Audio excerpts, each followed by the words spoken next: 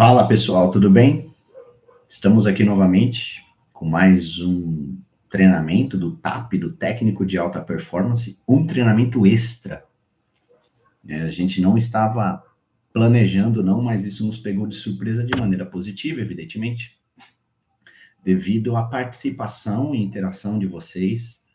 Foi um baita sucesso o nosso TAP, e devido justamente aos pedidos, né, que muitos de vocês realizaram, a gente vai oferecer esse TAP extra gratuitamente. Ou seja, não precisa nem participar de nenhuma campanha, de nenhuma promoção. É um extra que a gente está dando para vocês, porque dessa forma a gente também aguça os sentidos e as vontades de quem não participou do TAP, para ver como que é interessante ter um treinamento como esse, né? Oferecer um treinamento como esse para a empresa, para o funcionário, para o técnico operador, enfim. Lembrando que o TAP, que é o técnico, né, de alta performance, é um treinamento muito mais técnico operacional, tá? Sempre reforço, a gente vai fazer a nossa segunda Expo Max, que é a nossa feira virtual, que vai ser voltada para a gestão comercial, comunicação, operacional, mas é muito mais para a gestão, para os responsáveis técnicos, para os proprietários, para os diretores, para a área comercial, tá?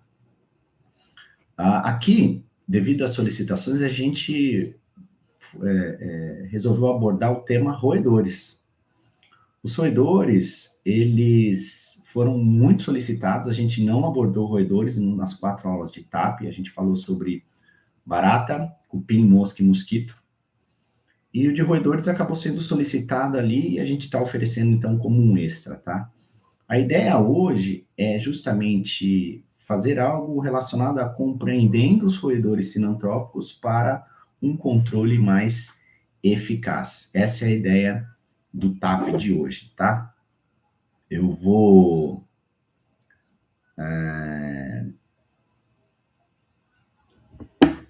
então aqui abordar algumas questões mais práticas, né?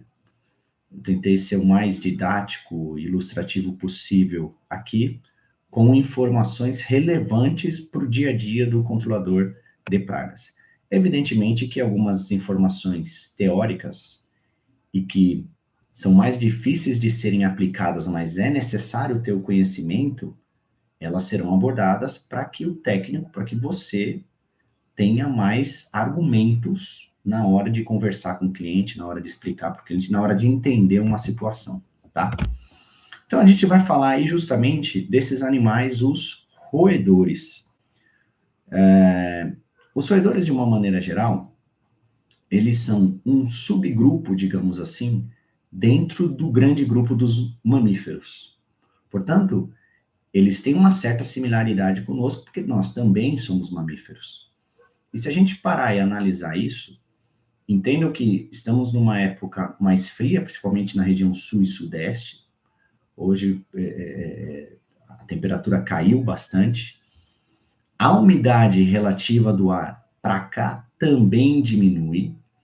Então, é um clima mais frio, com menor temperatura, ou seja, e mais seco. E como são mamíferos como nós, o que a gente costuma fazer no frio? Procurar locais mais quentes e comer mais.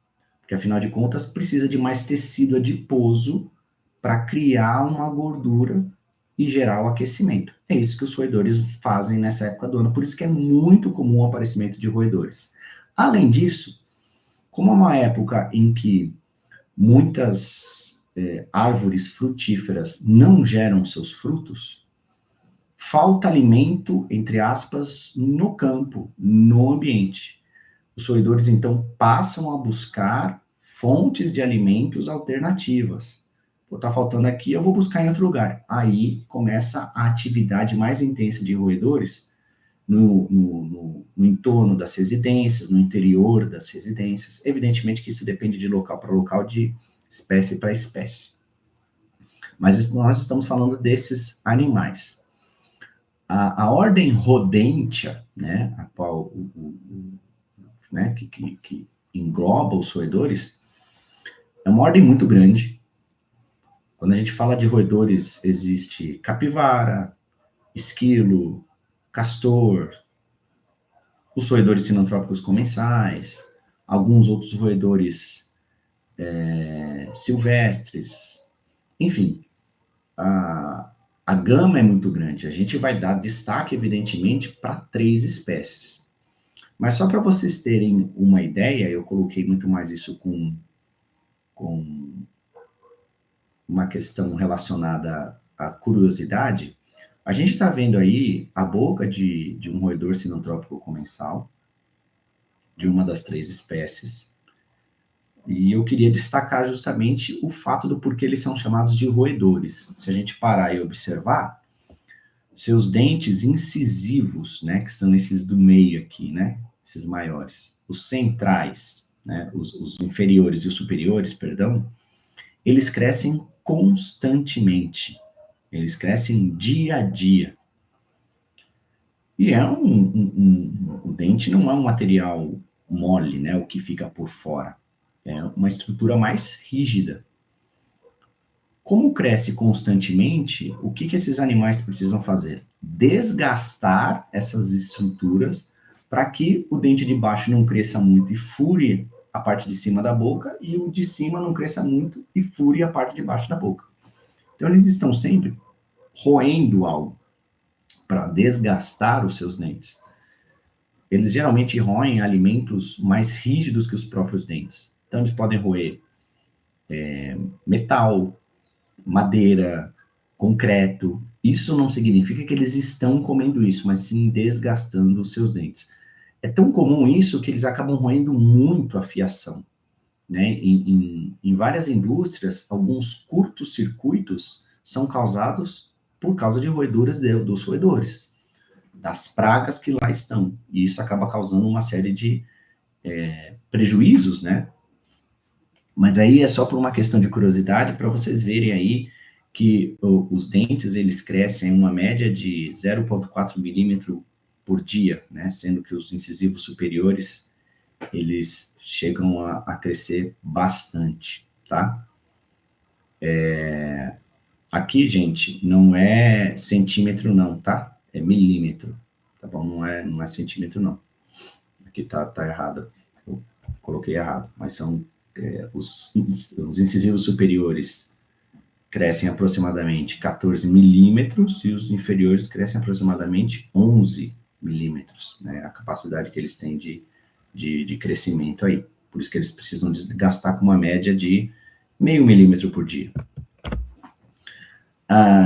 É um grupo muito grande, como eu falei para vocês, existem roedores praticamente em todos os cantos do mundo, são mais de 2.000 espécies.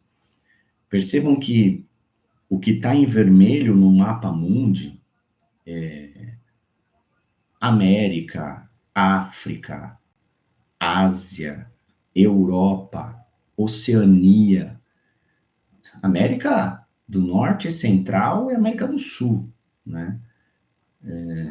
Inclusive envolvendo regiões frias, a gente consegue encontrar esses animais.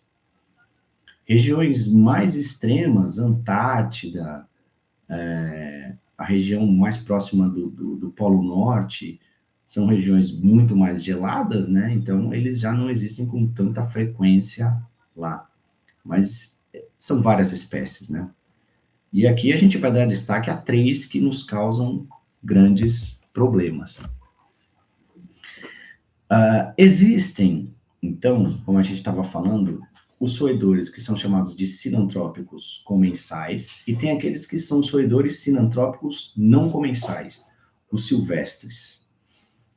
A sinantropia, gente, ela está relacionada ao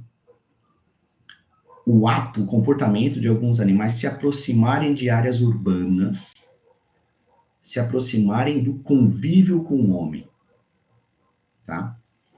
Tem aqueles que são comensais, as 3 espécies que nós combatemos, camundongo, rato de telhado e ratazana, Essas espécies, elas são comensais porque elas estão habituadas com o nosso comportamento, com o nosso odor, e comem aquilo que a gente come. Já os não comensais, mesmo estando próximo dos homens, mesmo sendo sinantrópicos, são aqueles chamados silvestres.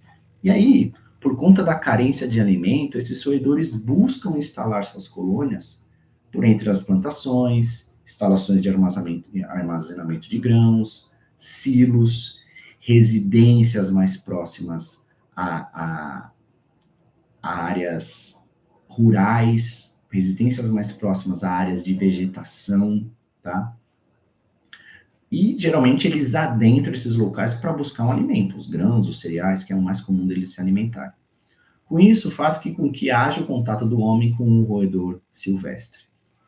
Só que esses animais não são considerados pragas urbanas, portanto, foge do nosso escopo fazer o controle, até mesmo o manejo desses animais, podendo tornar-se, inclusive, crime ambiental, tá?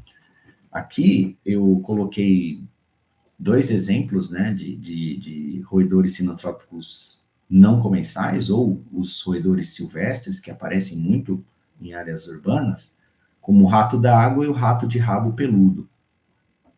Apesar do nome rato, eles são animais pequenos. A gente está falando aí do rato d'água, que tem aproximadamente aí 160 gramas, e de um rato de rabo peludo que tem 35 gramas. São muito semelhantes a camundongos. Até o pessoal fala, um camundongo silvestre. Geralmente são essas duas espécies que acabam ocorrendo. Tanto que são animais que não têm informações de várias características, idade de desmame, vida média, raio de ação, mas são animais muito comuns, bastante classificados, né? Ou seja, o pessoal da taxonomia que faz a classificação desses animais estuda muito, né? Questão de morfologia desses animais, que aparecem próximo a áreas urbanas, mas não são considerados animais roedores pragas urbanas, sinantrópicos comensais. Então a gente não combate esses animais. É importante, a imagem, apesar de estar pequena, mas vocês já conseguem ver assim que existe o rato de rabo peludo é mais parecido com o camundongo, e o rato d'água quase um rato de telhado, em termos de semelhança, né, em termos de morfologia. Mas depois vocês busquem mais imagens, porque se vocês forem atender um cliente em áreas rurais que tem um problema de roedores, se atentem a isso para ver se não são essas espécies, porque isso é caracterizado como um crime ambiental, a gente não pode controlar. Diferente dos que são chamados de roedores sinantrópicos comensais, que eles sim vivem entre nós, em áreas urbanas, nos nossos espaços, estão acostumados com os nossos comportamentos, com os nossos cheiros, com a nossa comida, eles comem aquilo que a gente come, tá? Tem aí, digamos assim, classificadas como pragas, né, de uma maneira geral, 125, sendo que o nosso escopo é para praga urbana, que são consideradas 3, né, são as 3 espécies mais comuns, camundongo, rato de telhado e ratazana. E aí a gente começa a entender, olhando essas imagens super simples e comuns, mas parem para avaliar, analisar e até mesmo demonstrar isso para o cliente, porque afinal de contas o nosso trabalho ele não é um trabalho apenas técnico, científico, investigação. Ele é um trabalho que demanda também orientação, demanda educação do cliente. O sistema de saneamento básico em vários locais do Brasil é precário. É um país quente, são roedores exóticos que se adaptaram muito bem ao nosso país. Tem muito alimento disponível, tem muito abrigo disponível, principalmente por causa do sistema de saneamento básico precário, principalmente a ratazana, né, o rato de esgoto.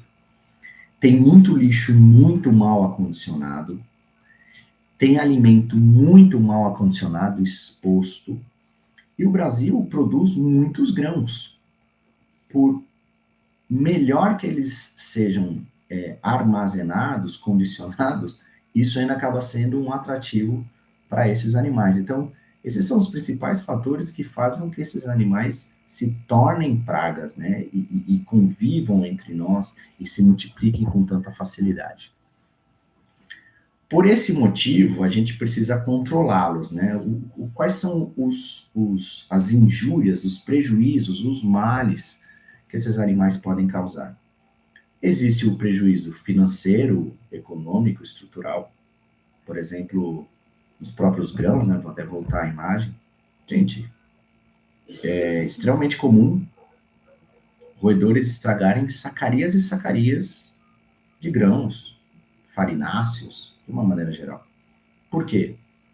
Ele não vai comer tudo aquilo, mas ele vai roendo um pouco aqui, outro pouco ali, vai defecando em vários cantos, vai urinando, contamina, muitas vezes, o lote todo. Então, é um prejuízo econômico imenso. Então, vale muito mais as indústrias alimentícias, os estabelecimentos alimentícios, as áreas de armazenamento, investir num controle efetivo de roedores do que ficar pagando esse prejuízo. Eu acho que um dos melhores argumentos que a gente tem que utilizar na hora de fazer o controle desses animais nesses locais é demonstrar para o cliente o quanto ele está gastando com aquilo e o quanto que ele economizaria em fazer um controle efetivo de roedores.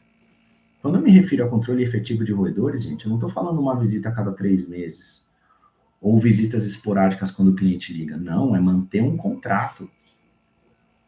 Muitas vezes com aplicações semanais, para que depois elas passem a ser quinzenais, depois mensais, mas há necessidade de pelo menos uma vez por mês estar lá fazendo um monitoramento, uma vistoria, para ter um controle efetivo de roedores. Além desses prejuízos econômicos, ainda existem os prejuízos sanitários, né? Os roedores, eles transmitem aproximadamente 32 doenças para humanos, para aves e para suínos. O que isso significa? Que também, associado aos prejuízos sanitários, a essas injúrias, existe um prejuízo econômico, principalmente na criação de aves e suínos, nas granjas, na suinocultura. Então, todos os cuidados, todos esses pontos devem ser levantados. Existem, por exemplo, as mais comuns, né? Hantavirose. A hantavirose é mais comum em áreas mais distantes de áreas urbanas, ela é mais comum em áreas rurais, né? A salmonelose, isso aí acontece muito nas granjas, eles têm que tomar um cuidado danado. A leptospirose, né, em áreas urbanas, a peste e o tifo murino. Peste e o tifo murino, praticamente aí não tem mais nada, né? Mas a leptospirose ainda é uma doença frequente, tanto que ela tem uma letalidade altíssima. Apesar de existirem mais casos de dengue hemorrágica, a letalidade da leptospirose é muito alta. E a leptospirose, ela é causada por uma bactéria, uma leptospira, presente na urina dos roedores. Gente, não importa se é rato de telhado, não importa se é camundongo, não importa se é ratazana. Se eles estão contaminados com essa leptospira, específica da leptospirose, eles podem transmitir. Quando tem enchentes, por que é mais comum isso acontecer com ratos de esgoto, ratazanas? Porque, como vivem em galerias, né, são animais que gostam de viver em túneis, tem um hábito mais subterrâneo, a quantidade de urina que existe ali é muito alta. Quando entope essas galerias, evidentemente que o nível da água sobe e ali misturado existem as bactérias que vão se proliferar nesse meio aquático. Aí as pessoas que sofrem por enchente, enfrentam enchentes, muitas vezes se contaminam por leptospirose. Então, é uma doença, um risco sanitário grave. Tanto que eu coloquei aí São dados de 2023, 2024, mostrando principalmente casos muito comuns de leptospirose que ocorreram no Sudeste e no Sul, casos confirmados, né? Para vocês terem uma ideia, foi assustador. Na região Sudeste passou os 30%, na região Sul passou os 25%, sendo a maioria homens que oscilavam de 20 a 49 anos.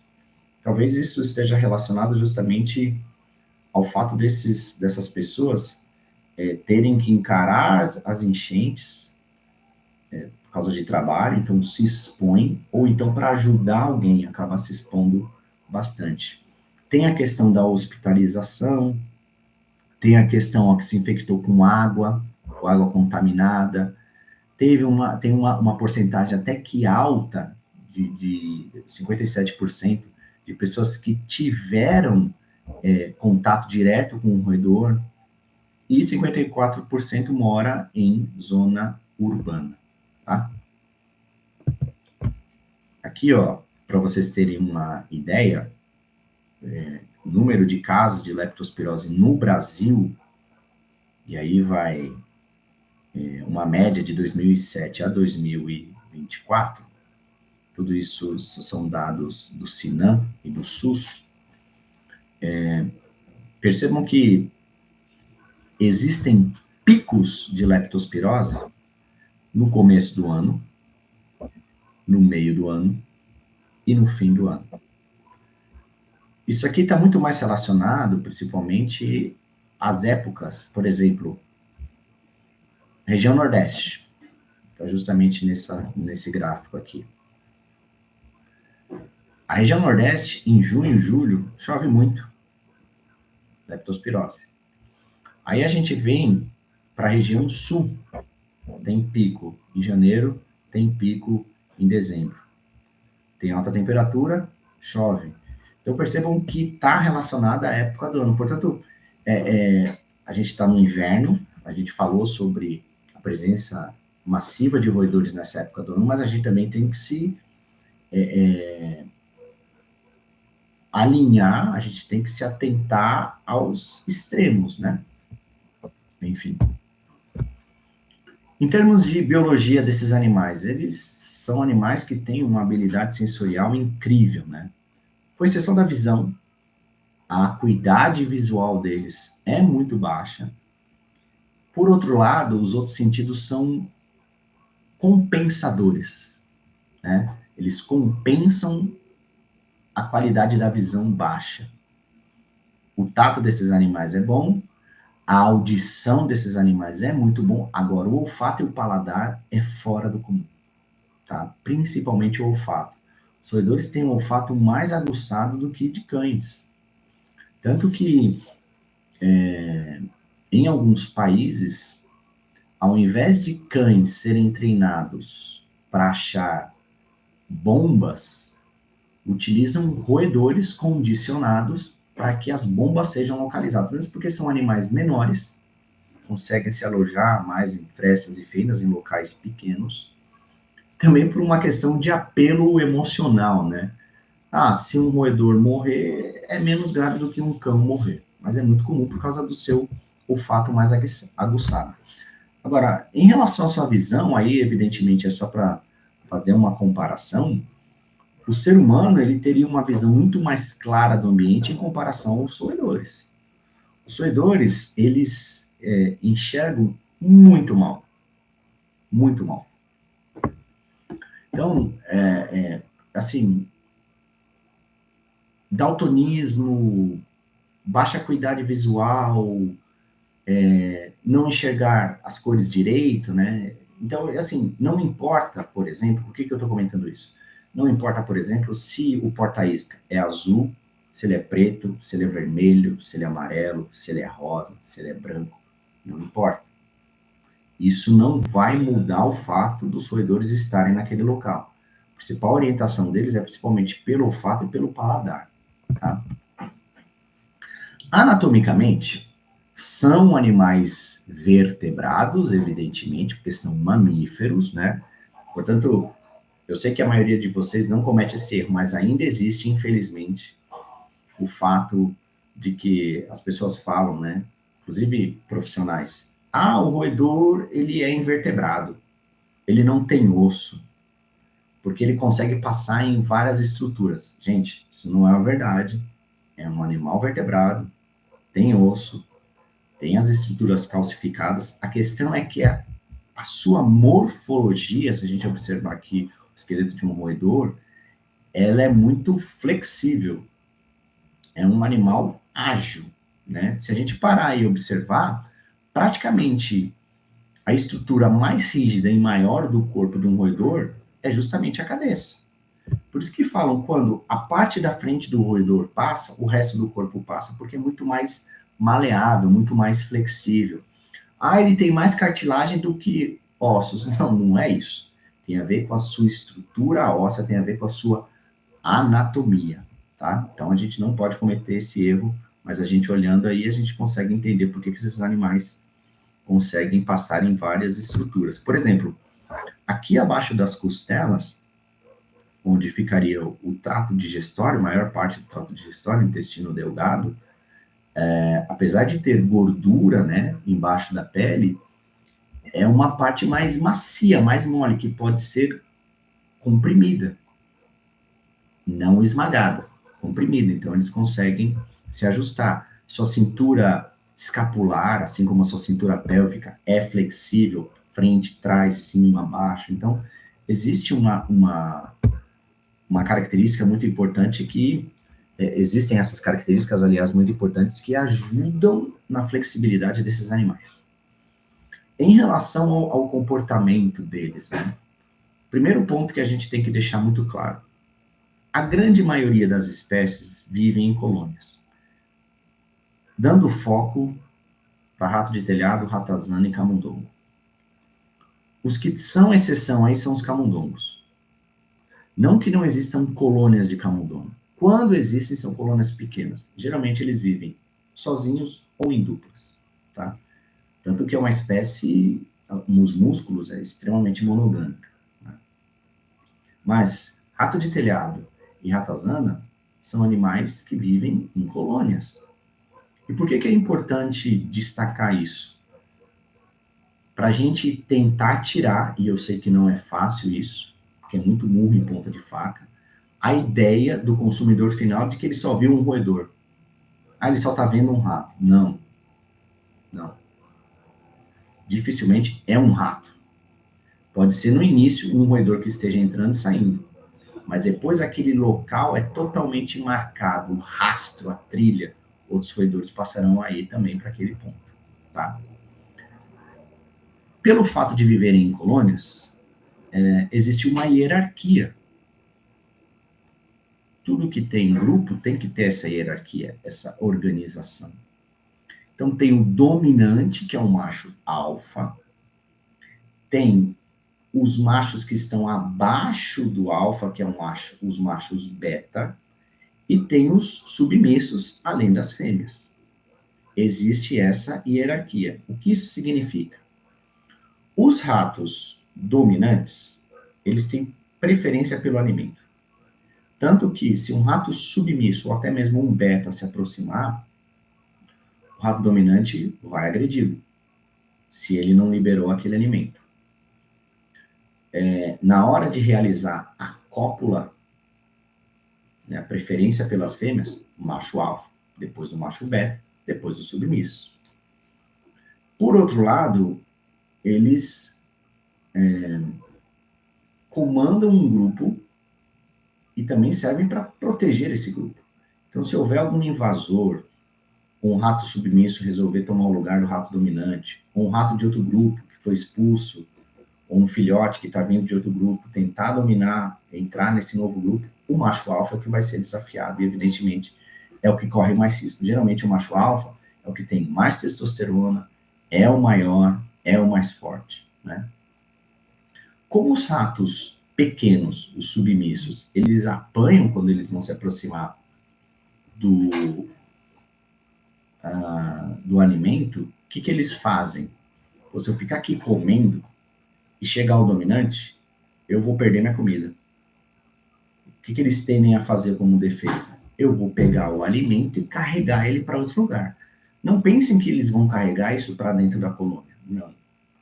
Quem pode fazer isso, em alguns casos, são fêmeas, para levar para os seus filhotes. Só.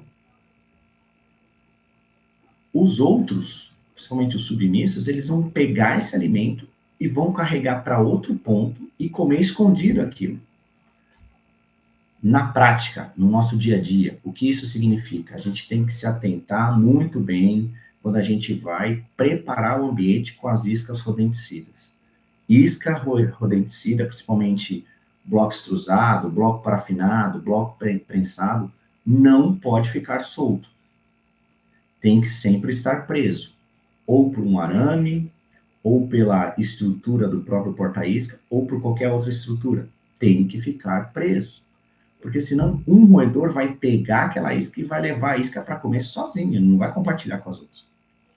Já imaginou ter que usar uma isca para cada roedor que existe no local? Aí o consumo seria muito alto. A tendência dos roedores é sempre roer pelas pontas. Então percebam que geralmente quando o nosso rato aqui, o bloco extrusado, ele é consumido, ele vai ficando redondinho, a gente tem uma imagem. Vai consumindo pelas pontas. Tá? Eles têm essa característica. Se ele ficar preso, você sabe que houve consumo. E provavelmente mais de um roedor roeu aquilo. Mas se você deixa solto, um só vai pegar aquilo e vai levar para um canto para ele comer sozinho. Tá? Aí tem aquela questão, né? O líder manda os submissos consumirem os alimentos novos para garantir a segurança e não ser intoxicado. É assim, realmente existe essa característica que é explicada pelo seguinte comportamento. O macho alfa, ele está habituado com um determinado alimento. Ratazana, e principalmente rato de telhado, são muito cuidadosos. Eles têm um comportamento chamado de neofobia, que é muito mais desenvolvido, aguçado no ratos, né? No rato de telhado. Então, eles têm medo de coisas novas. São muito cuidadosos. Então, o macho alfa, para se garantir, ele vai continuar comendo aquilo que ele está habituado a comer. Como ele está sempre comendo aquilo, o macho submisso, os outros indivíduos, não conseguem ter acesso àquela comida. Então, eles passam a buscar fontes diferentes de alimento. A partir do momento que o consumo daquela fonte alternativa de alimento passa a ocorrer, isso significa que a comida é segura. E aí os ratos, os machos alfas, os dominantes, eles têm agora uma fonte alternativa de comida. Aí eles podem agora consumir o que eles estão comendo e consumir outra coisa. Então, o submisso terá dificuldade de obter o alimento que os dominantes consomem, portanto, buscará fontes alternativas novas. O que isso significa no nosso dia a dia? Simples. A gente tem que estar sempre monitorando, repondo as iscas e entender que o raticida nunca pode ter um efeito agudo. O raticida nunca pode ter um efeito imediato. Tem que ser morte lenta. Nós vamos falar sobre princípios ativos, mais para frente a gente vai voltar a abordar isso. Mas entendo que todos os roedores da colônia têm que ter acesso àquele alimento. Para o alimento que há isca, para o alimento ser considerado seguro, ele não pode matar rápido, porque senão os outros vão perceber. Então tem que ter esse trabalho e tem que ter a reposição, porque os ratos, os roedores, eles consomem em média aí 10% do seu peso corpóreo. Você bota lá uma isca de 10 gramas, que nem o nosso soft bait, uma isca de 20, 25 gramas, que nem o nosso extrusado, dependendo do tamanho do roedor, um roedor pode comer aquilo sozinho. Então é importante estar sempre repondo as iscas, para que todos os indivíduos da colônia tenham acesso àquilo. Mesmo porque, se esse trabalho não for bem feito, o que significa uma péssima, uma má, uma dessatização horrível, pode ocorrer que a gente chama de efeito bumerangue, que a gente vai falar no final, tá? São animais com hábito noturno, nenhuma novidade, preferem alimentos consumidos por outros roedores, por uma questão de segurança. Se tem cheiro de outro roedor, se tem marca de outro roedor, é algo que eles se identificam, eles consideram seguros. Por esse motivo, também realizam o mesmo trajeto de outros roedores em busca de alimento. E eles podem se espalhar no ambiente de duas formas. Ativamente, quando eles vão buscar novos ambientes, ou um macho é expulso daquele grupo, ele vai buscar uma nova colônia, uma dispersão ativa, e tem a dispersão passiva, que acontece principalmente com camundongos. Transporte de caixas de papelão e madeira que possam ter um roedor dentro, possam ter uma ninhada dentro, vai de um ponto a outro. Sem nenhum esforço do roedor, ele consegue se disseminar. Beleza? Então, estão aqui as 3 espécies que a gente vai abordar. O camundongo, que em algumas regiões, principalmente norte e nordeste do Brasil, é chamado de catita, é assim, nome popular oscila bastante, né, de região para região. A catita, na verdade, ela é um marsupial, não é um roedor, mas muitas pessoas chamam o camundongo em algumas regiões de catita. Tem o rato de telhado, que também é chamado de rato preto ou rato de fogo, e tem a ratazana, que também é chamado de rato de telhado. Cada um rato de esgoto, perdão. Cada um tem uma característica, um nome diferente. Se a gente parar e observar, por exemplo, ratos norvégicos têm a cauda um pouco mais grossa. Ratos têm a cauda fina e alongada. Os músculos têm uma cauda fina, tá? Camundongo é o menor, rato de telhado é o intermediário, o maior, mais agressivo, que vive mais tempo, é o ratos norvégicos, que é a ratazana. O camundongo, muito pequeno, por isso que é até confundido com muitos roedores silvestres. Tem aí um macho, que é maior, tem uns 30 gramas. O raio de ação é muito curto, ele não precisa de grandes áreas, grandes extensões. Geralmente, o camundongo vive muito próximo à fonte de alimento, né? Para ele só sair e buscar a fonte de alimento ali. Por isso que é comum encontrar camundongo no fundo de armários, no fundo de gavetas, atrás de geladeiras, na lã de vidro de um fogão. Extremamente comum, tá? Mas a radiação não passa muito mais do que 10 metros, não. Quando muito, tá? E geralmente esses raios de ação mais longos são geralmente para grupos maiores, né? Tem hábito arvícola. Arvícola significa que gostam de viver em descampados. Podem fazer tocas, sim, algumas vezes, mas elas gostam também de viver não só em ambientes internos, como ambientes externos, em campos, em áreas mais planas e abertas, tá? Podem formar pequenos grupos, são monogâmicos, como eu falei anteriormente, e vive aí 360 dias mais ou menos, né, um ano. Apesar de ser um animal cauteloso, ele é neofílico, ou seja, ele tem curiosidade por coisas novas. Ele vai mordiscar de tudo um pouco. Geralmente a gente identifica a presença de roedores no local pelos vestígios, né? Ou por marcas, ou pelas fezes, ou até mesmo pelo estrago que ele deixa no ambiente. Outros estragos, né? O camundongo, como ele é pequeno e mordisca de tudo porque ele é curioso, você vai ver pão roído, você vai ver fruta roída, você vai ver biscoito, bolacha roída, você vai ver doce roído, mas tudo mordiscado. Numa área pequena, provavelmente camundongo, porque ele é bem curioso. Já o rato de telhado é um animal um pouquinho maior, mais ágil, mais esguio.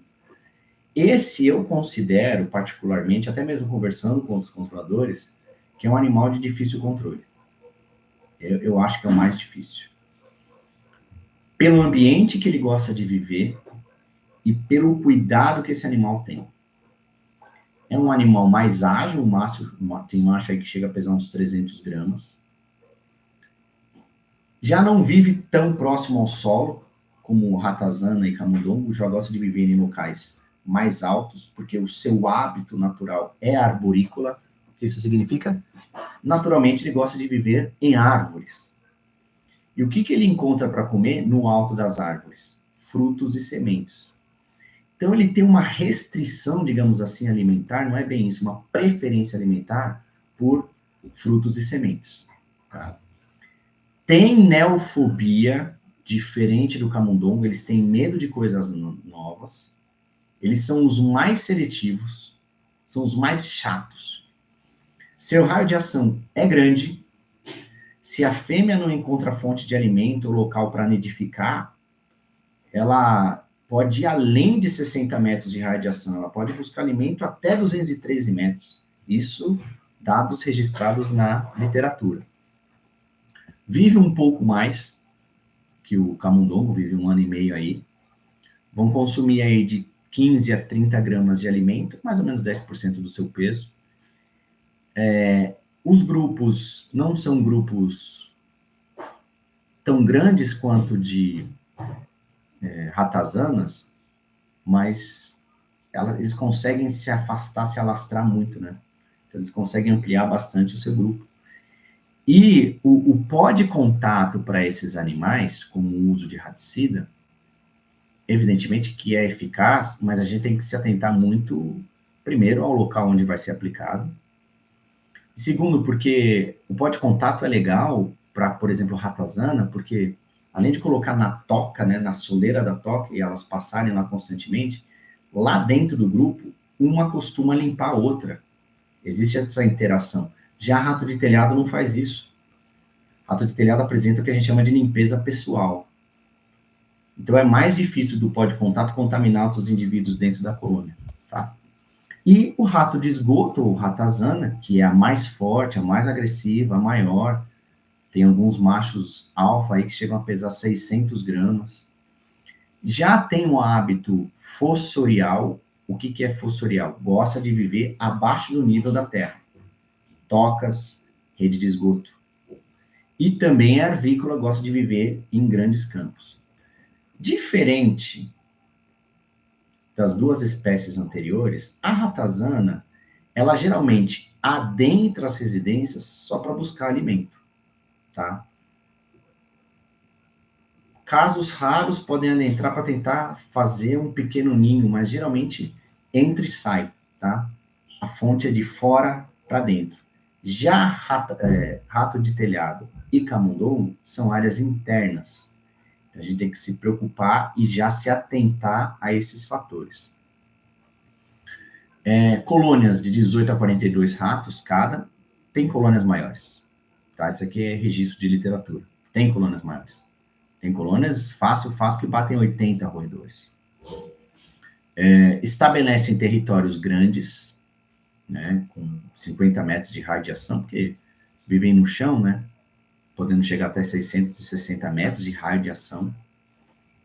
Consomem 10% do seu peso diário e são os que vivem mais, são 2 anos, né? Característica: hábito fossorial, gosta de fazer tocas e viver embaixo da terra, local ideal para aplicar o pó de contato, sempre externo, de fora para dentro, tá? As ratazanas são excelentes nadadoras, conseguem prender a respiração, então, sistema de saneamento básico precário, presença de vegetação alta, que acoberta as tocas, e casas mais antigas que não tem a válvula de refluxo no esgoto, no vaso sanitário, isso pode acontecer. Elas mergulham, prendem a respiração e voltam a subir, tá? E aí tem características da biologia geral desses animais. O que eu digo para vocês, eu sempre coloco uma média de gestação. A gestação desses animais, e aí a gente começa a entender por que se proliferam tanto, tão rápido. Primeiro que eles vivem pouco tempo, né? Principalmente o camundongo, chega a viver 1 ano. A gestação desses animais é de 20 dias, na média. É muito rápido para os filhotes nascerem. E eles têm lá de 8 a 12 ninhadas por ano, com 8 a 12 filhotes em cada ninhada. O desmame desses animais é menos de 1 mês. Isso significa que, a partir do momento que existe o desmame, esse animal já pode sair. Geralmente os filhotes saem em grupos atrás da fêmea para buscar alimento. Já podem transmitir doenças, já podem causar injúrias. Tá? E a maturidade sexual do camundongo é incrível, né? Você tem aí 1 mês e meio depois que ele nasceu, ele já está pronto para se reproduzir. É muito intenso, né? Já a ratazana e o rato de telhado leva pelo menos aí uns 2 meses. E se a gente for analisar proporcionalmente ao tempo de vida, aquele que se desenvolve mais rápido, evidentemente, tem menos tempo de vida. Aquele que vive mais tempo tem um desenvolvimento mais lento, tá? Beleza, nós vimos ali as características desses animais. Aliás, eu vou destacar aqui, ó. Ratazana, um corpo muito mais robusto, o focinho mais arredondado, orelhas pequenas, cauda grossa. Rato de telhado, focinho mais afilado, orelhas grandes, corpo mais esticado, esguio, cauda do tamanho do corpo ou maior que o corpo. Como é um animal que escala muito, ele utiliza a cauda como um quinto membro. Só destacando aqui, que eu esqueci, existem membranas interdigitais nas patas desses animais, das ratazanas, porque são nadadoras.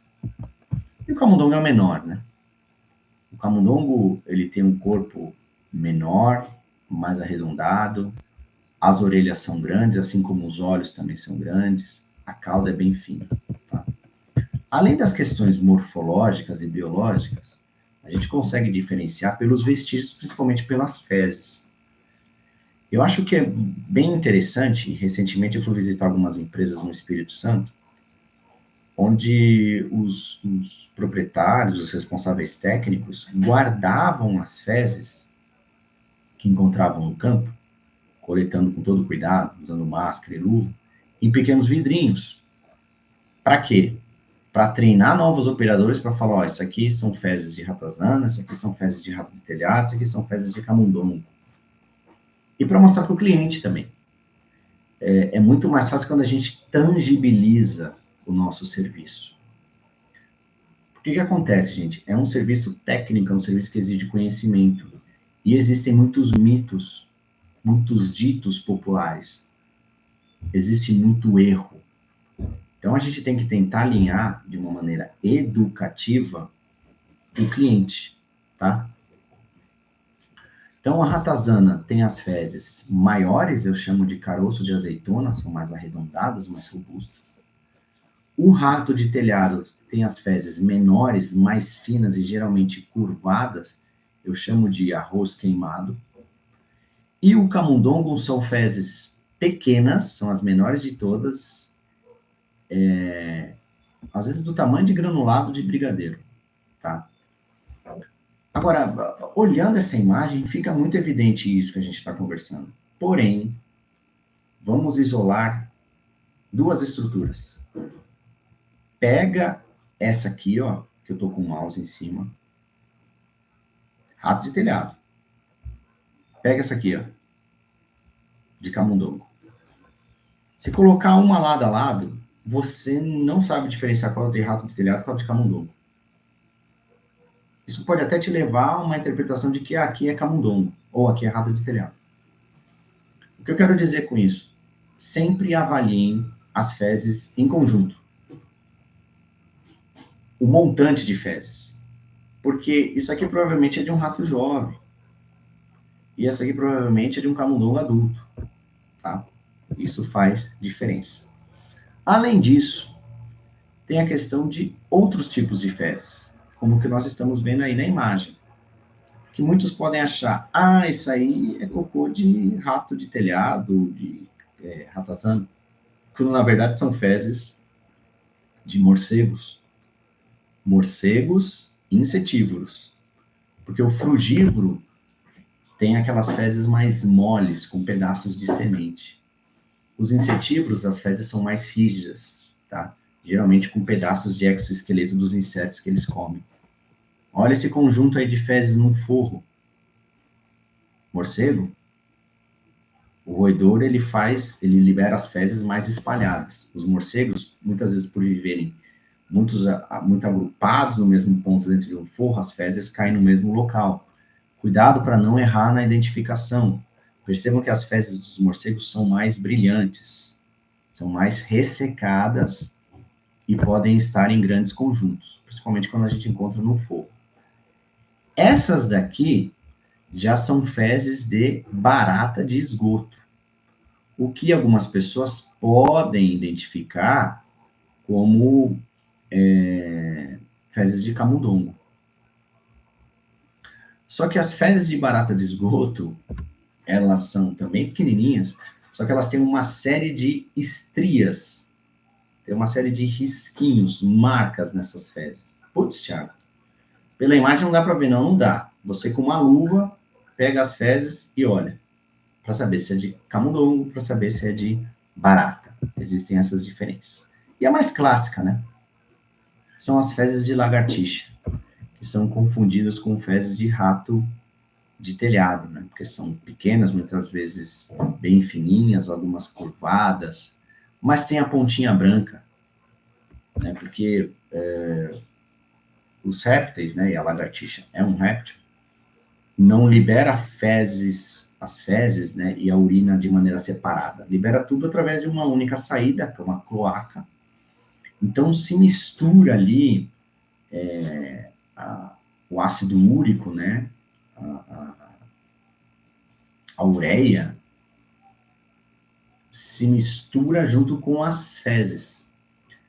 O que é líquido sai na parte, o que é sólido, perdão, que a lagartixa come, sai na parte escura das fezes e o branquinho aí é do ácido úrico da ureia, tá bom? Maravilha. A gente viu então agora, até agora, o fator identificação e característica dos roedores. Percebam que a gente está tentando ser o mais didático e ilustrativo possível, tá? Isso aqui serve principalmente para novos operadores. Isso aqui que ajuda bastante. Isso aqui também serve para reciclagem dos operadores que já conhecem o trabalho, mas é sempre bom estar sempre revendo. E isso aqui também serve para corrigir o erro de muitos operadores, tá? Então, acho que está sendo bem útil aí, pelo menos o nosso intuito ajudar vocês. Quando a gente chega num ambiente para fazer o controle de pragas, o primeiro ponto que a gente tem que sempre analisar é um ponto de vistoria, um ponto de monitoramento. É o trabalho investigativo. Não adianta a gente querer já chegar fazendo o controle. Eu não conheço o lugar, eu não conversei com o cliente, não conheço as superfícies, o tipo de ambiente, qual praga que está ali ou quais pragas estão, qual espécie. Então, tudo isso tem que ser muito bem abordado, muito bem analisado. A gente chega num ambiente, independente de ser uma casa ou não, ser residencial, CPF ou CNPJ, vamos olhar de fora para dentro. Sempre de fora para dentro. Quando a gente está dando foco nos roedores, a gente começa a olhar. Tem árvores em volta? Os galhos dessas árvores estão conectados com a casa, com o telhado da casa? Esticando? Está crescendo, encostando no telhado da casa. As janelas, elas costumam ficar constantemente abertas, fechadas? Tem janela quebrada? E dutos de ventilação? Existe? São vãos? E a porta? Tem vão embaixo dessa porta? Tem buracos no entorno? As calhas? Ou outros pontos por onde pode ocorrer a escalada? Como é que é? Onde que está? Rachadura? Portão de grade, perdão. Os vãos? Fios e cabos elétricos conectados à casa? Arbustos, vegetação vizinha? Rede de esgoto? Tudo isso tem que ser muito bem avaliado.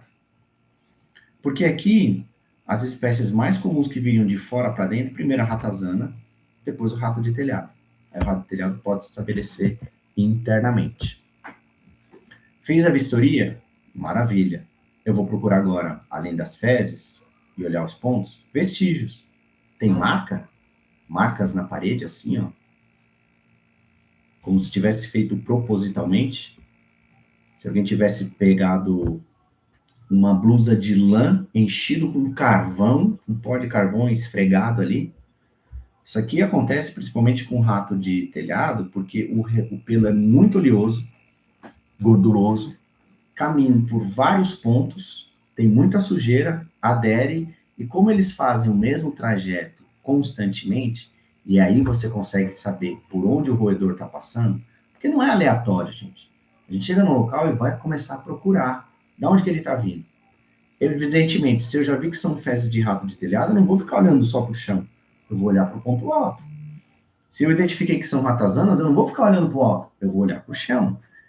Gente, a gente tem que entender que o conhecimento é extremamente importante para o nosso setor, para o nosso profissionalismo, tá? Marcas são extremamente comuns de gordura, né? Porque os roedores estão passando ali constantemente. Todos esses pequenos detalhes a gente tem que observar. Pode ocorrer da gente confundir aquela marca com outro tipo de sujeira? Pode, pode. Mas se você, ao longo do caminho, percebeu que tem fezes e que o cliente fala, ele passa por aqui, então você já começa a descartar outras possibilidades. Além das marcas, tem questão de marca de mordida, de roedura, principalmente em fiação, em canos. O roedor está passando por ali, o trajeto dele é ali. Não adianta eu ficar fazendo dessatização em outro ponto. Ali é um foco, né? E aí entra uma questão de prevenção, uma parte preventiva, né, que é o mais importante do controle de pragas, ou também chamado de antirratização. O que seria isso? É o controle integrado, sem contar, é o gerenciamento integrado de pragas, sem contar com o uso de raticidas. Tiago, eu já sei isso. Tem que orientar o cliente, e o cliente não quer saber de problemas. Quando você fala que ele precisa corrigir alguma coisa no ambiente, você está levando problema para ele. Não. Oh, deixa eu cair água aqui. Não está levando problema para ele. Você está levando a solução. A gente precisa passar essas orientações para o cliente e falar com convicção. E deixar muito claro para o cliente que só a colocação de iscas no local não vai ser suficiente. É necessária, mas não é suficiente. 80% do controle de pragas está nesse ponto aí, principalmente de roedores. Questão de limpeza, saneamento de ambientes. Tem que ver se tem vegetação em torno das instalações. Se tiver, tem que eliminar. Mais ou menos 1 metro aí. Deixar uma faixa vaga. Por quê? Principalmente com camundongo, mas com rato de telhado, aliás, principalmente com ratazana, mas também pode acontecer com camundongo. A ratazana, ela faz os seus ninhos fora, nas tocas, e se a vegetação está alta, ela usa aquela vegetação alta como camuflagem. A partir do momento que a vegetação já não existe mais porque foi cortada aquele mato alto, que encosta com o muro do cliente, ela fica com aquela parte exposta. Isso significa que ela vai pensar 10 vezes antes de passar por ali, para não se expor, tá? Remover lixo, material de construção, sucata, entulho, porque isso serve de abrigo para esses animais. Esse é o mais difícil de todos, principalmente em estabelecimentos alimentícios, que é a antirratização em estoques, em locais de armazenamento, principalmente de alimento ou de sacarias. Primeiro ponto, não pode estar jogado no chão. Tem que estar sobre pallets. Pallets com uma altura de 30 a 40 centímetros. Distanciados também das paredes. Por quê? Porque tem que ter esses vãos, esses espaços, que o pessoal, até em locais corretos, existe até uma faixa branca, né?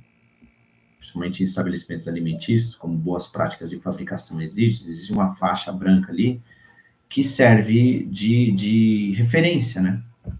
Para a pessoa fazer limpeza, para a pessoa fazer o monitoramento. Isso é extremamente importante.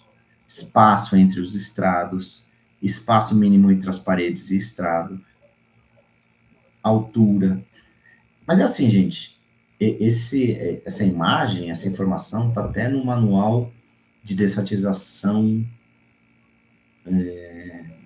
da FUNASA, não vou lembrar agora de cabeça. Mas se vocês procurarem manual de roedores ou de dessatização ou antirratização na internet, vocês vão ver. Bem legal esse manual, tem umas informações e umas imagens muito bacanas. Tem também que, mas voltando aqui, isso aqui é extremamente difícil de fazer, porque muitas vezes o cliente fala, o meu estoque não tem espaço, eu não tenho gente para fazer isso, é o mais difícil. É o mais difícil, mas entendo que se tem muito alimento no local, é difícil de você conseguir circular por ali, é problema. O serviço, o controle, se conseguir ser realizado, vai dar muito trabalho. Tá? Não tem milagre. Tampar reservatório de água, isso aqui é extremamente importante, porque a tendência do roedor, além de buscar o alimento e a água, evidentemente, que precisa, é que quando ele está contaminado com o raticida, como ele sangra, ele tem hemorragias internas, o sangue tem água, ele vai sentir sede, então ele vai buscar reservatórios de água. Tanto porque nessa que o roedor cai na caixa d'água, uma ratazana nada, mas quando ela está tonta, por causa do efeito do raticida, ela morre lá dentro e contamina toda a água. Sanar vazamentos em tubulações, porque serve de fonte de água, limpar galerias de escoamento de águas pluviais, até mesmo, gente, olha só que coisa boba, né? Vocês vejam bem, tem uma estrutura, do jeito que nós estamos vendo aqui, no estabelecimento, e passa um cano aqui por fora. O rato de telhado está subindo por aqui, por essa calha, está andando por aqui, calha não, por esse cano, está andando aqui, está se locomovendo, está entrando no local. Tá, e aí, como é que vai fazer? A janela não pode ficar constantemente fechada. Simples. Comecem a colocar obstáculos. Olha aqui, ó. Estruturas como essa, para dificultar que o roedor não passe. Ah, Thiago, mas isso existe pronto? Não. Muitas vezes podem ser chapas de ferro, muitas vezes podem ser estruturas de PVC, mas você tem que mandar fazer. Você tem que medir, entender todas. Mas isso é extremamente importante e diferenciado, porque isso já está criando um impeditivo para o roedor dar sequência no seu comportamento. Principalmente rato de telhado, que tem anelfobia muito extrema. Opa, isso não estava aqui antes. Opa, o ambiente foi alterado. Quer saber? Eu vou parar de aparecer aqui. Então, esse processo é extremamente importante. Tanto que a gente consegue ver o resultado disso nesse gráfico. Naturalmente, um grupo de roedores tem um número médio de indivíduos na população. Mas existe o que a gente chama de flutuação sazonal dessa população. O que isso significa? Vai ter época do ano ou meses que vai ter mais roedores, vai ter menos roedores. Mais roedores, menos roedores. E vai ter uma média ali no meio. O controle populacional das colônias de roedores é muito intenso. É muito intenso. O que eu quero dizer com isso? Se tem pouco espaço no ambiente, se está faltando alimento no ambiente, a fêmea pode cessar o seu cio, ou seja, não ser mais atrativa para o macho copulá-la. Não nascem mais filhotes. Ou, se tem mais filhotes do que a colônia consegue suportar, principalmente em ratazana, ocorre canibalismo. A própria fêmea come os filhotes, que serve de alimento para a colônia. E também tem a questão de, o macho, o filhote está chegando na fase de maturidade sexual, o macho alfa está se sentindo ameaçado, ele expulsa esse filhote para formar novas colônias. Então, existe essa flutuação sazonal. E existe uma média de capacidade de suporte. Muito bem. Olha esse exemplo aqui. Aqui, no eixo Y, a gente está vendo o número de indivíduos na população, e no eixo X, os meses ao longo do ano. No início, no primeiro semestre, digamos assim, de janeiro a julho, a média de capacidade de suporte da colônia, o número de indivíduos médio da colônia ali, era de 60 indivíduos. Então, era um local que, na média, tinha lá 60 ratos no local. Putz, complicou, hein? Complicou. A partir do momento que, ali em julho, entrou uma intervenção ambiental, igual essa aqui, ó. Isso é uma intervenção ambiental. Eu alterei o ambiente do roedor. Ele está se sentindo desconfortável ali, isso não estava aqui antes. Eu causei um impedimento, uma parte preventiva, características mecânicas, ou eu mudei isso aqui, ó. Tirei fonte de alimento, ou eu fiz isso aqui, ó. Eliminei vegetação, removi lixo. A partir do momento que ocorreu essa intervenção ambiental, sem o uso de nenhum raticida, olha o que aconteceu com a capacidade de suporte daquela colônia, que antes era de 60 indivíduos, e agora tem aproximadamente aí 15, sem usar nenhum raticida.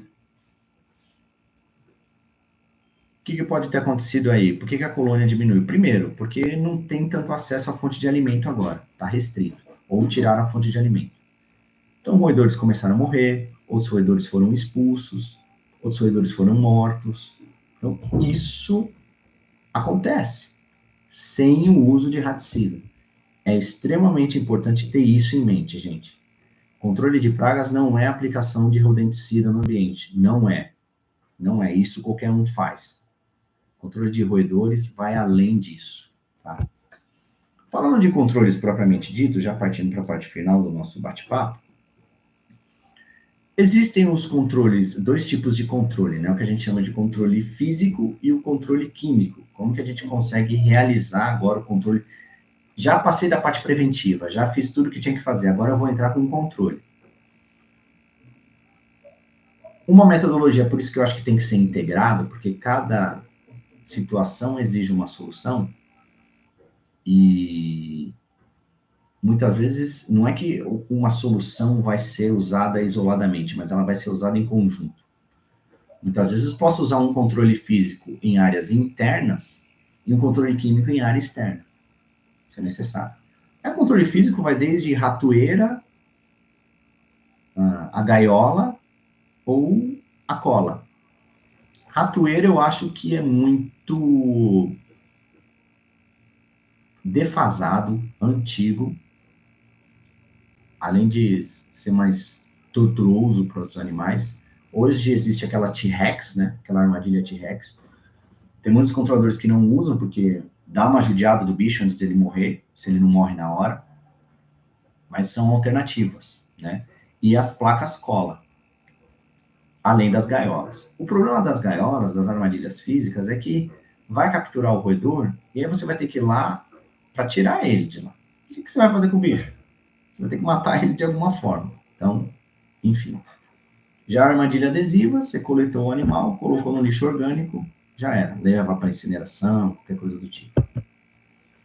Aí a gente entra num detalhe muito polêmico e frágil, com uma linha muito tênue entre o que é verdade e o que é mentira.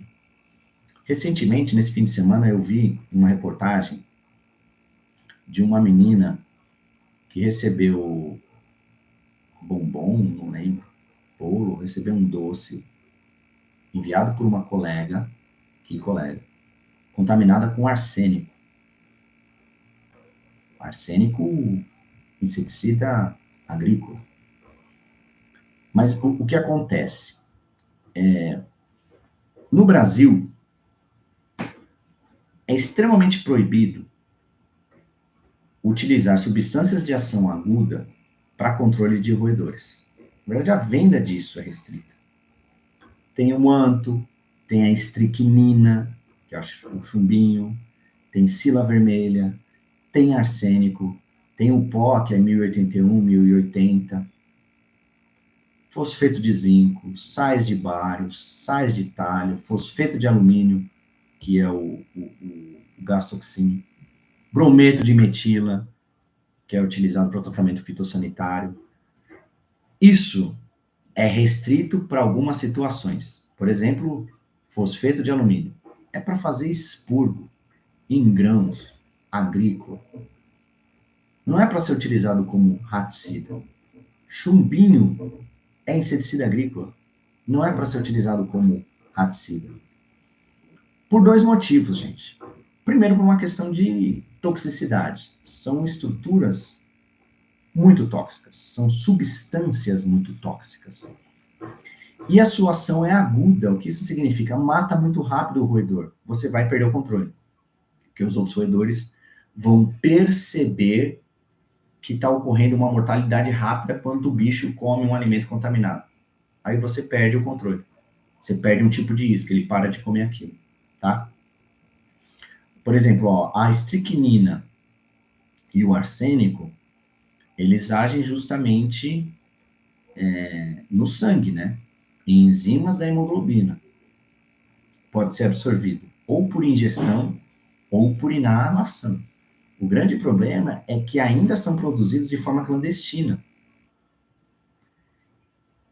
Ah, Thiago, mas eu não conheço, nunca vi. Qualquer pessoa que chegar para vocês e falar assim, olha, eu tenho um raticida líquido aqui, ou um cliente que perguntar, não tem aquele raticida líquido? Pois é, geralmente é estricnina e arsênico. Ou arsênico, né? Está na forma líquida. É proibida a comercialização de raticidas, esses nem são considerados raticidas, em estados líquidos. Não existe raticida permitida em estado líquido. Não pode. Ah, tem um líquido que uma empresa está usando, ou vem alguém me oferecer, é extremamente... Não pode. É proibido. A gente está agindo dentro da legalidade. Aí vai cada um com a sua expertise. Já imaginou? Olha só que loucura. Se essa menina que morreu porque foi contaminada com arsênico, se uma empresa de controle de pragas, um Zé Bombinha, fosse lá para fazer uma desratização e resolveu usar o arsênico ingerido em alguma isca para o roedor comer, e essa menina, por outro motivo, recebeu o bombom de uma outra pessoa e morreu, o risco que essa empresa está correndo de ser justamente investigada por assassinato. Então, tomem muito cuidado com essas situações. Hoje, o que é permitido com princípios ativos, raticidas, anticoagulantes, são os raticidas de primeira geração, ou também chamados de doses múltiplas, porque significam que o roedor ele tem que se contaminar com aquilo mais de uma vez em um período curto, que são os pós de contato, varfarina ou varfarin e cumatetralil. E tem os raticidas de segunda geração, vieram depois, que é de dose única. O roedor não precisa ingerir aquilo, porque são as iscas, né? não precisa ingerir aquilo mais de uma vez. Uma vez só, atingiu a dose letal, vai morrer. Prodifacum, bromadiolone, difetialone, flucomafim, tá? Aí a gente começa a entrar num detalhe seguinte, ó, são raticidas anticoagulantes. O que é uma substância anticoagulante? Impede do sangue coagular. Um exemplo esdrúxulo, a gente corta o dedo, o braço, começa a sair o sangue, a gente limpa, depois de um tempo forma uma casquinha. Coagulou. O sangue coagulou ali, formou uma casquinha, pronto, legal. Parou o sangramento. Um raticida anticoagulante não permite que essa casquinha, que esse coágulo se forme. Então o animal continua sangrando. Continua sangrando. Ah, Thiago, mas aí é uma pergunta que já me fizeram.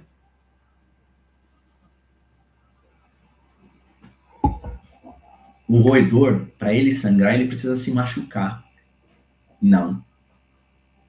Porque, além do raticida ser anticoagulante, ele causa o que a gente chama de fragilidade capilar. Então, ele faz com que os vasos sanguíneos se rompam. Eu digo se romper, não é estourar, mas é abrir pequenas fissuras. Os raticidas anticoagulantes fazem isso. E aí o animal começa a sangrar sem ter o efeito de coagulação. E o efeito de coagulação, ele se dá envolvendo aí plaqueta, fígado, vitamina K, protrombina, que vira trombina, junto com cálcio, fibrogênio e fibrina. Como que funciona o efeito de coagulação sanguínea? O sangue, ele transporta até o fígado, através das plaquetas, a vitamina K. Lá no fígado, acaba sendo sintetizado, pelo uso da vitamina K, que é uma matéria-prima, a protrombina, que fica no plasma sanguíneo. Maravilha. Essa protrombina, ela vai receber do próprio plasma sanguíneo cálcio e vai virar uma trombina. Tudo no sangue. Essa trombina vai se associar com o fibrinogênio, perdão, não é fibrogênio, fibrinogênio, vai se associar para formar uma fibrina, que é o coágulo propriamente dito.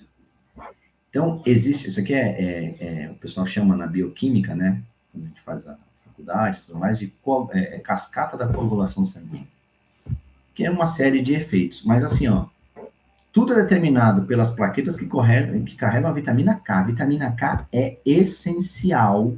Se não tiver esse negocinho aqui, ó, a coagulação não acontece. O que o raticida faz? Os cumarínicos ou hidroxicumarínicos, nas plaquetas, eles competem pelo espaço da vitamina K. Então, o Brodifacum, por exemplo, se liga ali na plaqueta, não deixando a vitamina K se conectar na plaqueta. A vitamina K, se ela não estiver na plaqueta, ela não é levada para o fígado, a coagulação não acontece. Tudo isso simplesmente porque uma substância como o Brodifacum, cumatetralil, se conectou à plaqueta e ocupou o espaço da vitamina K. Aqui você não vem. E vai causando fragilidade capilar. Então, deixa o sangue correr, tá? Em relação às doses letais desses raticidas, os raticidas de dose múltipla, de primeira geração, como o varfarina e cumatetralil, funcionam assim, são pós de contato, né? Como é que funciona essa questão do pó de contato? O pó de contato, gente, é um tipo de raticida que não é para ser usado de forma discriminada. Eu já vi gente usando pó de contato em rodapé, eu já vi gente utilizando pó de contato dentro de guarda-roupa, eu já vi gente usando pó de contato largado de qualquer maneira dentro de um porta-isca. Não é para ser usado assim. Pó de contato é um pó, ele se dispersa com muita facilidade. O pó de contato, por exemplo, é para ser utilizado principalmente em soleiras de tocas, em áreas externas. Porque é um ambiente onde as pessoas não entram tanto em contato. e você está aplicando ali onde o bicho vai entrar e sair. Esse pó de contato vai grudar no bicho. Você não está jogando à torta e à direita. O pó de contato, o animal, ele se contamina com o pó de contato que gruda no seu pelo, mas e aí, grudou no pelo, ele vai se lamber, ou o outro vai lambê-lo. Nisso ele está ingerindo com a tetralil, por exemplo, que é um ativo do pó de contato. Ele tem que se contaminar de novo num período de 48 horas, mais ou menos. Dentro desse período de 2 dias, ele tem que se contaminar mais de uma vez com raticida. Senão não atinge a dose letal. Para atingir a dose letal, ele precisa se contaminar mais de uma vez. Por isso que é de dose múltipla, tá? Já os raticidas de segunda geração, que são chamados de dose única, não importa. Geralmente estão na forma de iscas, e a quantidade que o roedor consome já vai ser suficiente para atingir a dose letal e causar mortalidade. O que eu quero chamar a atenção de vocês aqui? Cuidado, porque eu já vi gente que se confunde muito com isso, tá? É simples. Isso aqui serve para qualquer substância química. Pode ser inseticida, pode ser água, pode ser café, pode ser açúcar. Tem dose letal, tá? Porque tudo que é em excesso pode matar. Inclusive água, matar afogado. Muito bem. Olha o que acontece aqui. Percebam que a dose letal, DL50, significa dose letal para 50% dos indivíduos que foram expostos ao teste daquela substância.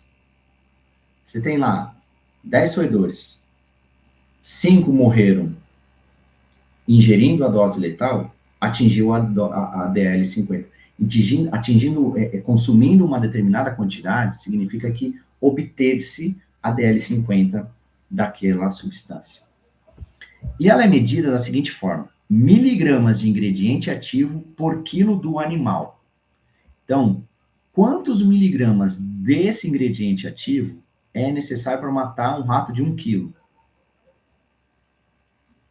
Tá? Lembrando que rato de 1 quilo eu nunca vi. Já vi uns de 700 gramas aí, mas de 1 quilo não. Mas só para ter uma ideia. Percebam que cada substância vai ter um valor de dose letal. O que eu quero chamar a atenção disso aqui? Gente, quanto maior for esse valor de dose letal, menos tóxico o produto é. Agora eu vou falar a mesma coisa de uma outra maneira. Quanto menor for esse valor de dose letal, mais tóxico o produto é, mais efetivo é o seu raticida. Por quê? Dose letal significa quantidade de substância necessária para causar uma mortalidade. Você tem uma substância onde você precisa ingerir 2 colheres para morrer, e tem uma substância número 2, e você tem uma substância que só 1 colher é necessário para você morrer, 1. Se você olhar por valor, você vai falar, o número 2 deve ser mais tóxico que o 1. Não. O 1 você teve que usar uma quantidade menor para causar mortalidade. Então, é inversamente proporcional. Quanto menor o valor da dose letal, mais eficaz é o seu raticida, tá? Se vocês olharem aqui, por que a gente não trabalha com varfarina, mas sim com cumatetralil? Porque a dose do cumatetralil é menor que da varfarina. Então, ele é mais eficaz. Já é um raticida de ação lenta. Primeira geração, dose múltipla. Quando a dose letal é muito alta, demora muito mais para o bicho morrer. Aí a mesma coisa, diferente não, usando o mesmo princípio para os raticidas de dose única.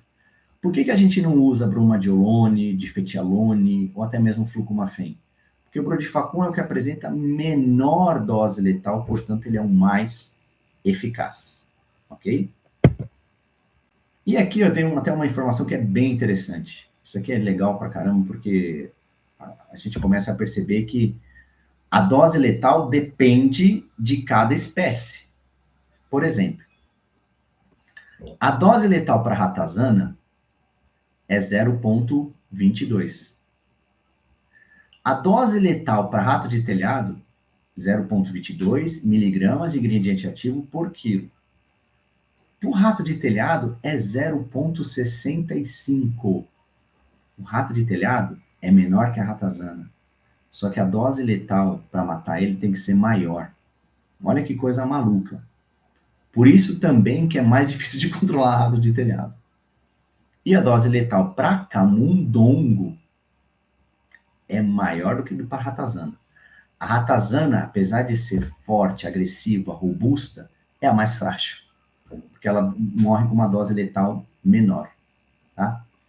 Então, ó, uma ratazana de 400 gramas, usando Brodifacum 0,005, que é o permitido.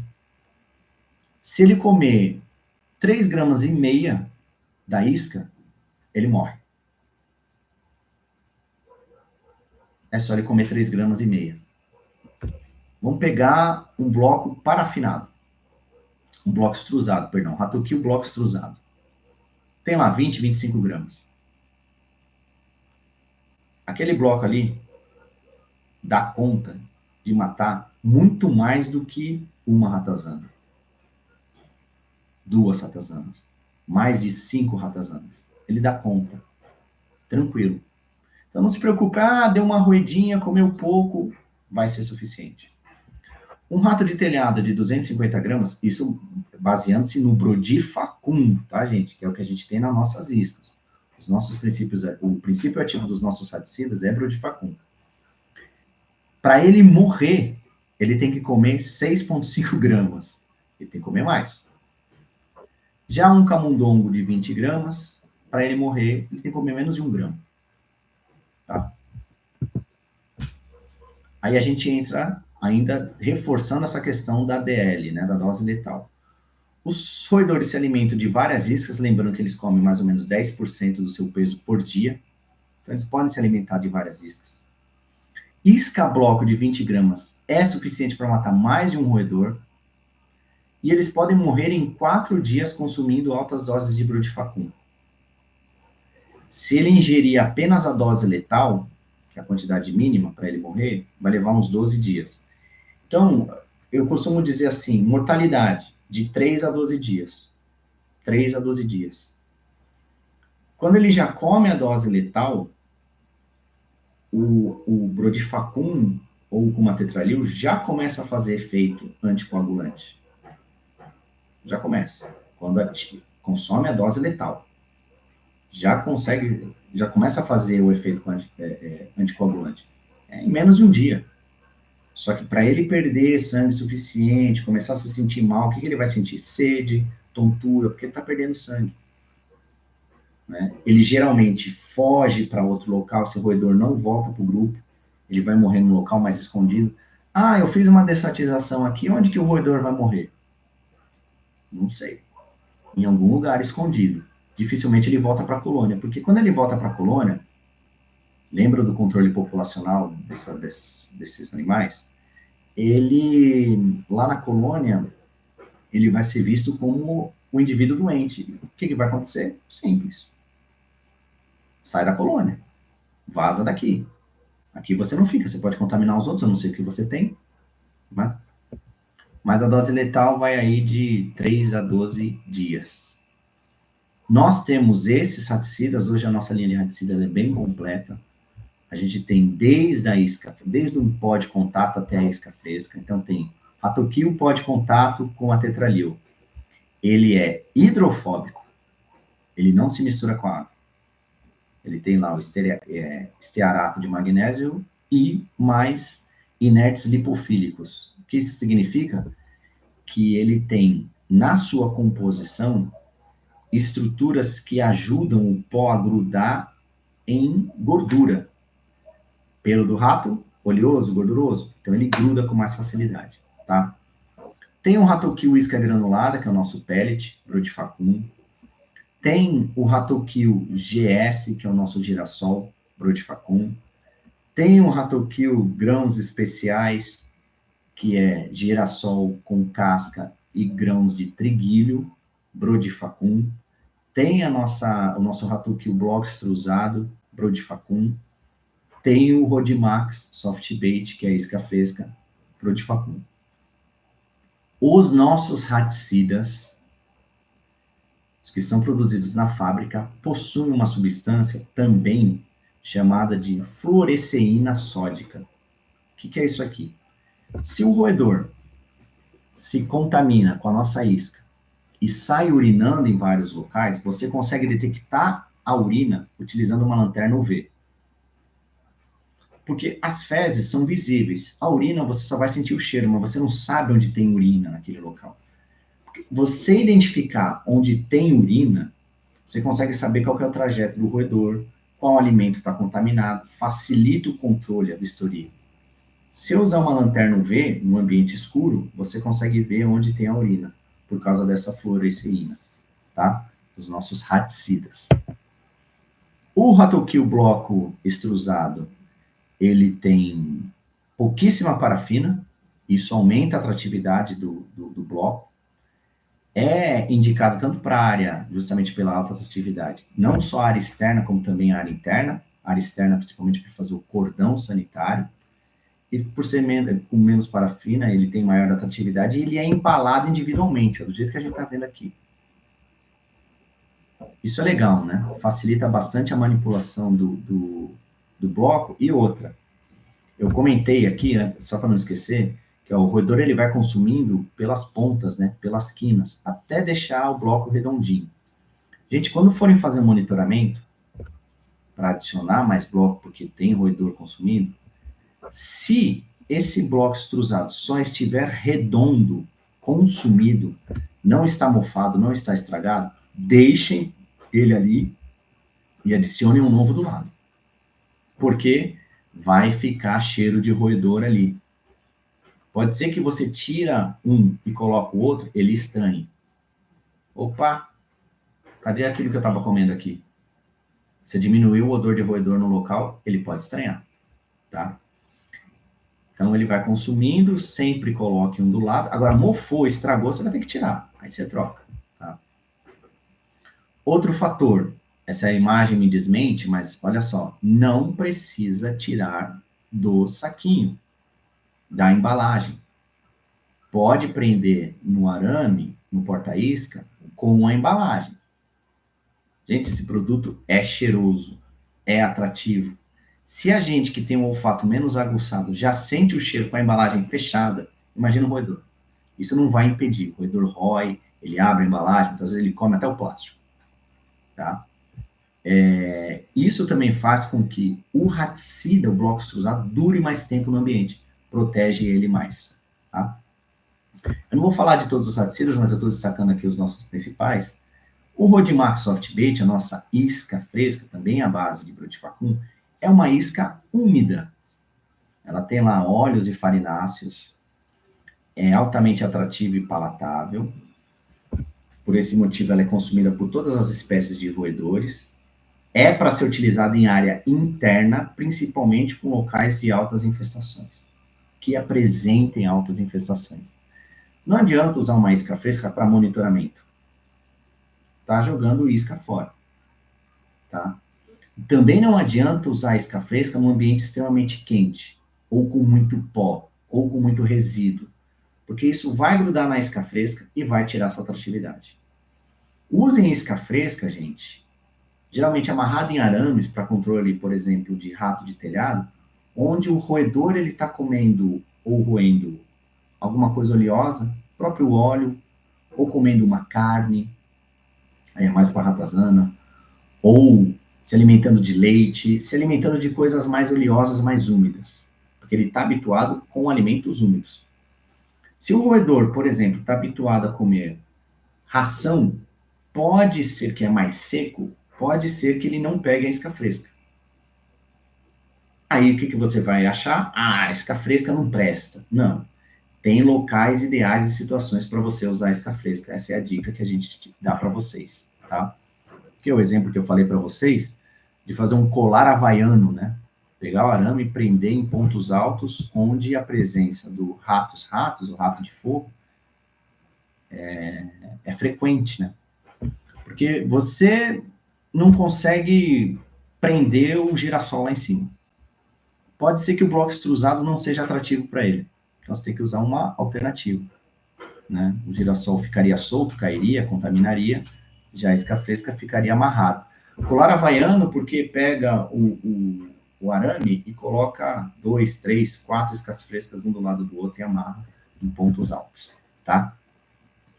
Comparando o nosso Rodimax Softbait com outras duas marcas no mercado, é simples. Eu falei lá para vocês anteriormente, reparem no princípio ativo e na sua dose letal. O Rodimax, pelo fato de ser brudifacum, a dose letal dele é menor, portanto, ele é mais eficaz do que os outros dois, do que um com difetialone, do que um com bromadiolone. Ele é 2 vezes mais eficaz que o difetialone, ele é 4 vezes mais eficaz que o bromadiolone. O que isso significa? Para matar a mesma quantidade que o brudifacum mata, você tem que usar 2 vezes difetialone. Para matar a mesma quantidade que o brudifacum mata, tem que usar 4 vezes o bromadiolone. Isso significa que tem alta eficiência com menor dose, tá? Aqui um exemplo. Você tem lá uma colônia de roedores com 12 ratos de telhado. 300 gramas cada um. Vai comer em média 10% do seu peso por dia, são 30 gramas. A isca possui 10 gramas, ele vai comer lá 3 iscas por roedor. Para você controlar essa colônia de 12 roedores, se todos comerem 30 gramas, você vai usar 360 gramas de soft bait. Menos de meio quilo. Pronto. A mortalidade vai acontecer entre 3 a 4 dias, porque ingeriu mais do que a quantidade letal. Tá? A dose letal. A escagem é simples, né? Mas tem que se atentar a isso. Não tem segredo nenhum, mas sempre se atente. Coloque as iscas onde os roedores vivem e transitam. Por isso que é importante fazer a vistoria, o monitoramento, observar as fezes, usar a lanterna UV com os nossos raticidas. Porque outros não vão ter, tá? Vestígios, roedura, onde transita, vai colocar justamente os porta-iscas nesses pontos de passagem, sempre nos cantos, porque a acuidade visual do roedor é baixa, ele usa o tato para se guiar, além do olfato. Sempre coloca lá de 2 a 4 iscas em cada ponto de escagem. Não coloca uma só não, gente. Principalmente se você sabe que tem um roedor no local. A não ser que seja monitoramento. Beleza. Mas já sabe que tem, coloca pelo menos 2. A distância entre um porta-isca e outro, teoricamente, é de 5 a 10 metros. 5 quando tem alta infestação, de 5 em 5 metros.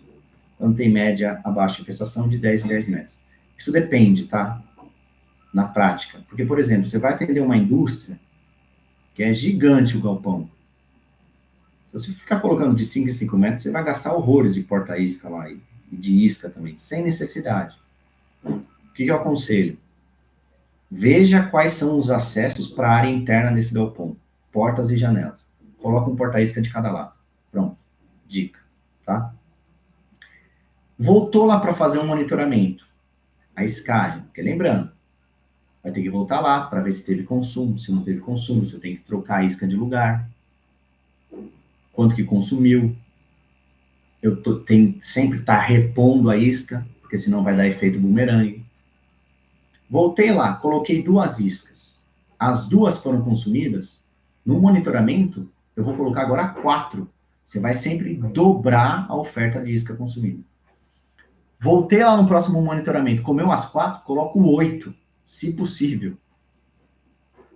Geralmente, depois disso, começa a cair. Você diminui a quantidade de iscas no local quando você perceber menos consumo, tá?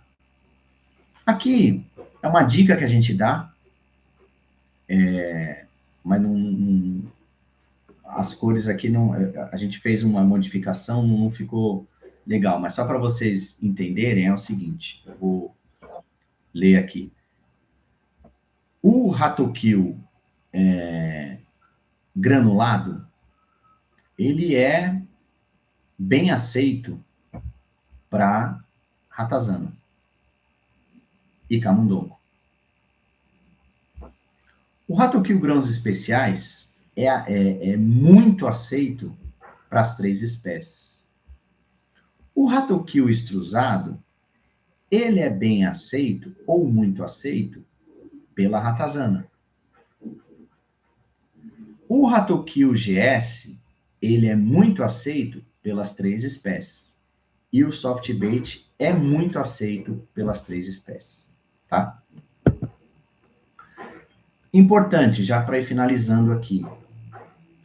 Eu tentei fazer um esquema aqui, eu vou ter que explicar para vocês o que é, porque senão vocês não vão conseguir entender. Imaginem que existe uma garagem. Uma garagem, um ambiente simples. Tem um carro lá no meio. Mesas, bancadas, tudo numa garagem fechadinha. Quando a isca é mal posicionada, ela não vai ser consumida, independente da qualidade e da atratividade. Não vai te dar eficácia, não vai obter controle. Aqui no caso, eu posicionei um porta-isca debaixo do carro. Gente, ele não é lugar para posicionar um porta-isca. O ideal é que os porta-iscas sejam posicionados nos cantos.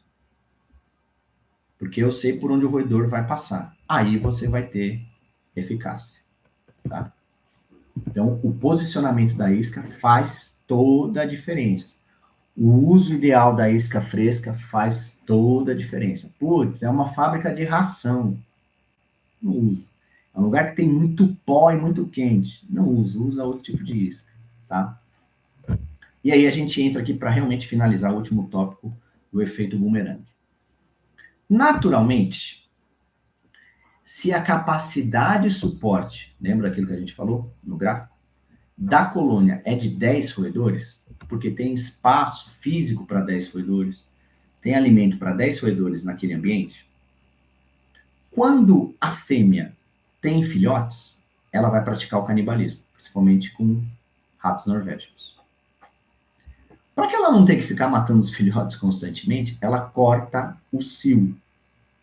Porque não cabe mais rato aqui. Para que eu vou ficar tendo filhotes?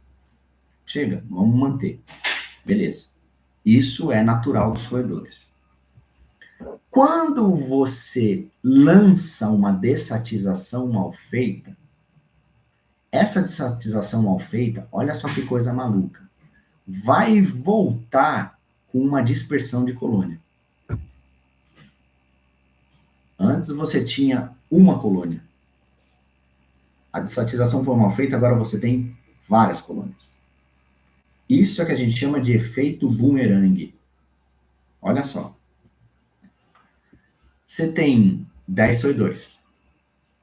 Aí você chegou lá e colocou iscas rodenticidas. Isca rodenticida é alimento. Isso significa que aumentou a disponibilidade de alimento. Beleza? Beleza. A fêmea, percebendo isso, que tem mais alimento, induziu de novo o cio. Pronta para copular. Só que você não voltou para fazer a reposição de isca. Você só foi lá uma vez, largou e deixa para lá. Ah, se o cliente ligar, eu volto. O que aconteceu? Essas iscas que foram colocadas lá, elas foram consumidas, nesse exemplo, por 4 roedores. Esses 4 comeram todas as iscas.